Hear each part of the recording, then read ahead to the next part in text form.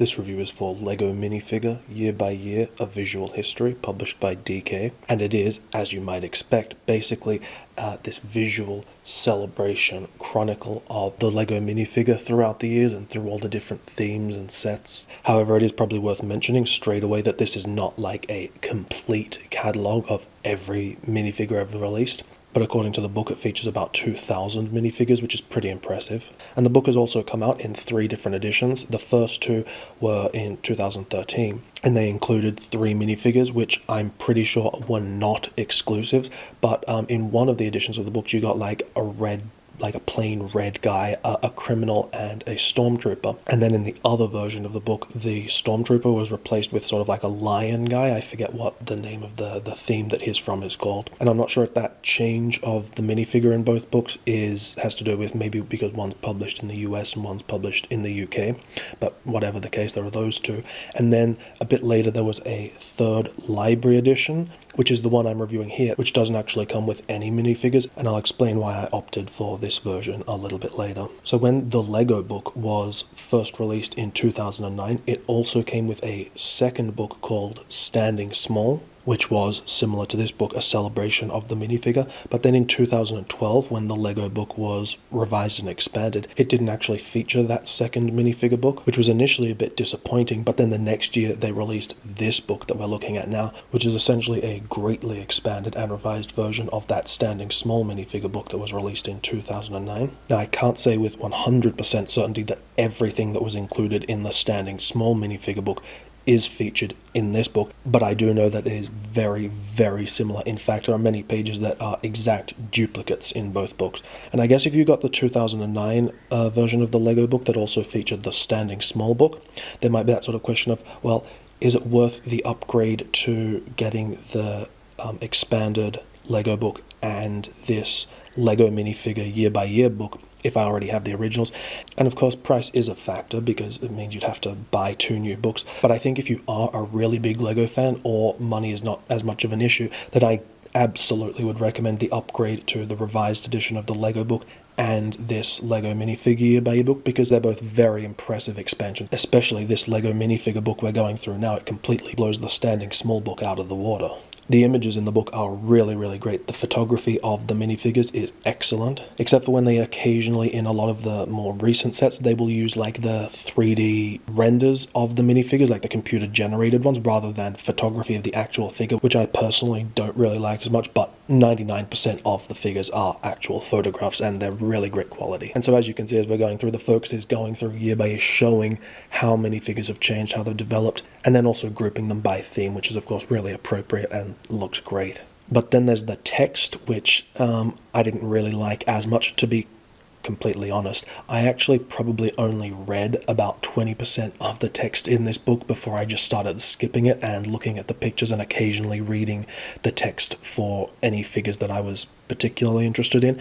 And the reason behind that is because occasionally you will get some like really little interesting tidbit of fact, but by and large the text is sort of divided into 2 categories. Most of the text kind of just says really weird, obvious stuff like, this townsperson wears a cheerful red shirt. It's like, thanks, I can see that. Or like, this scowling face shows this pirate's not to be messed with. And the reason for that sort of text is, of course, because like all DK LEGO books, it's, of course, geared primarily towards children. And then the other sort of thing the text mentions that I wasn't really interested in either, but for really hardcore LEGO fans will definitely be interesting, is it's sort of constantly pointing out unique pieces, like this is a unique face printing for this figure, or this was the first time this torso printing, or this helmet was reused on this figure. The word unique is probably the most used word in this book. And like I said, even though I don't necessarily think that's interesting to the majority of people, I think if you're like a really hardcore LEGO collector, that sort of information might actually be very useful to you. And yeah, I actually think that sums up the 2 target audiences who will get the most enjoyment out of this book.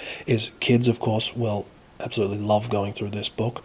And then adult LEGO enthusiasts, collectors, will also really enjoy that information that I was saying about like which pieces are unique, certain variants between different figures. exclusive and rare figures, things like that will be useful to the collector. But I also think anyone with any sort of level of interest in Lego or minifigures will still really have a great time going through this book. Because even if you don't read the texts on like I did, just going through and looking at these, it's really fantastic. It's just sort of nostalgic, interesting, it's a really fun book, and I think it really captures and celebrating the sort of magic and fun of the Lego minifigure. And so, like I said, this version of the book that we're looking at here is referred to as the library edition, which means it doesn't come with any Lego minifigures, which I actually got because it was more convenient space-wise. But DK often releases these Lego books that come with exclusive minifigures or just minifigures in general, which I think is a super cool idea, and I would never want to discourage anyone from sort of supporting that or enjoying that. I think it's so cool to give that sort of incentive to buy the book. But the reason I avoid those editions is it's kind of hard to explain if you haven't actually seen it for yourself, but you've got these tiny minifigures that are encased in a cardboard box that is the size of the book, and that cardboard box is attached to the inside front cover and the spine of the book, which means that once you take the minifigure out, you've got this empty cardboard box that is attached to the inside of the book,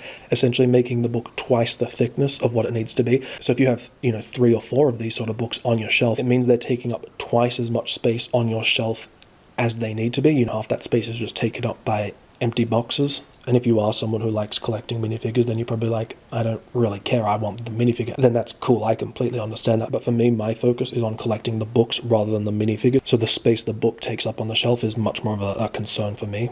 And so if you like this book, DK has done a lot of kind of similar books. They've done lots of like visual encyclopedias for things like Ninjago, Harry Potter, Star Wars, Marvel, that sort of focus on, they're never as big as this book, but they just sort of focus on one theme.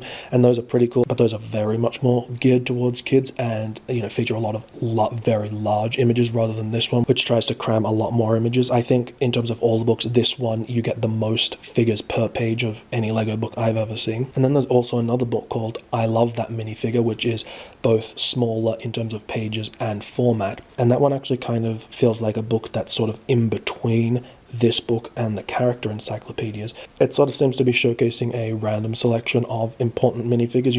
It's one minifigure per page. But again, it kind of does feel a bit like this book, but maybe, again, perhaps geared towards an even younger audience. And then another really cool book that feels very much like a companion to this book is Great Lego Sets, A Visual History. So it does for the Lego sets what this one does for Lego minifigures. And then in terms of unofficial books, there is this book that was released last year called The Collectible Lego Minifigure, which was about maybe 160 pages, and that's also very similar to this book. It has pretty great photography of the figures and includes a lot of the same figures are featured in this book, but also a lot that aren't. And the difference is that book is, I think, very much more geared towards an adult audience, particularly collectors. It's got like values and collecting tips and things like that.